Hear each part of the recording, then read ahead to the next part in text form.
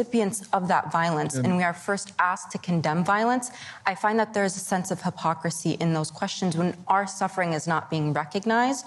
And the first thing we're asked is to condemn. What do you think Israel was going to do when Hamas cuts a hole in the fence and comes over the top and kills 1,300 people? What did you think they should have done? I think they have every right to go in combat with Hamas, but I don't think they have the right for 92% of the death count to be civilians. If they burn an infant in a crib, do you see that as a moral equivalent to a collateral death from a bomb being dropped as an act of war? They have explicitly targeted civilian areas that have been marked as civilian areas. Israel has the registry for every person in Gaza. And if that's where the enemy is hiding, do they have a right to attack them? No, they do not have the right to kill. There are some things that are just fundamental human decency.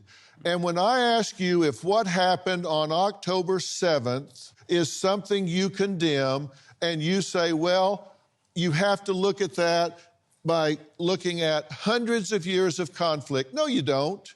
No, you don't. That's either right or it's wrong, and it was wrong, and I don't need 100 years of conflict to know it was wrong. The fact of the matter is that Hamas, yes, did take innocent life.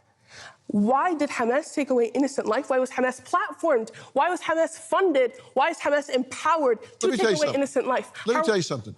When somebody comes over a fence and goes into someone's house and burns their infant in its crib, I don't give a damn why they did it. It's wrong. I've read it that the charter of Hamas is to eliminate the Jewish race, beginning with Israel, but not stopping with Israel, wiping them off the face of the earth. Is that true? This is true, but it does not end there.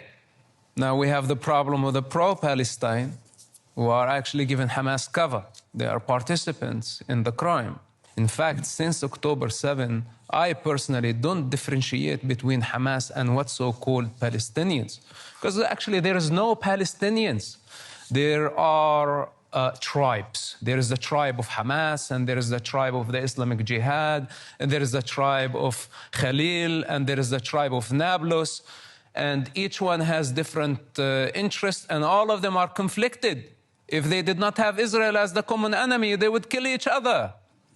This is the reality of what's so-called Palestine. You don't know what Palestine is. Actually, in fact, the keffiyeh that you are wearing, this is just a statement to show that you really lack the authenticity to represent the case.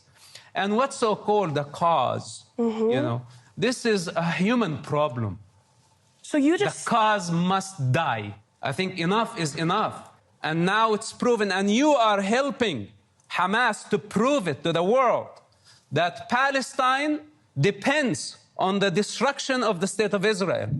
And this is not acceptable, and we are not going to agree to it. And I tell you something, for the next 10 or 20 years, the Palestinian people will pay the bill that Hamas is caused today, and most likely in blood. To you, Hamas and Palestinians are the same, they're one and the same? After October 7, yes, there is no difference. Really? The vast majority of the Palestinian people support Hamas. Really? This is a fact. This is proven by statistics, and your silence now. You cannot even condemn Hamas and say that what they did on October 7 was an act of a savage group. You don't have that power. Said I condemn. On what authority do you speak? You only speak on the authority of Hamas propaganda. No, why do you say that I'm speaking on the authority of Hamas propaganda? Because if you were a decent human being, you can say that the thousands were killed on October 7. That was a crime against humanity. It was a genocide.